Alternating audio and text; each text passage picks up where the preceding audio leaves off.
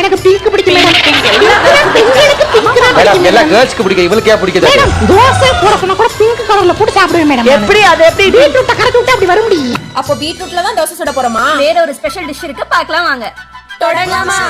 பந்தலிட்டு மல்லிக்கொடியாக உன்ன விட்டே உசுருக்குள் கோயில் கட்டி பொன்ன கொலு வச்சு கொண்டாடினே மழை பெய்ஞ்சாலே மண் வாசம் நினைச்சாலே பூவாசந்தான் பாத மேல புத்திருப்பேன் கையில் ரேக போல சேர்ந்திருப்பேன் ரோசாப்பூ சின்ன ரோசாப்பூ உம்பேர சொல்லும் ரோசாப்பூ காத்தில் நாடும் தனியாக எம் பாட்டு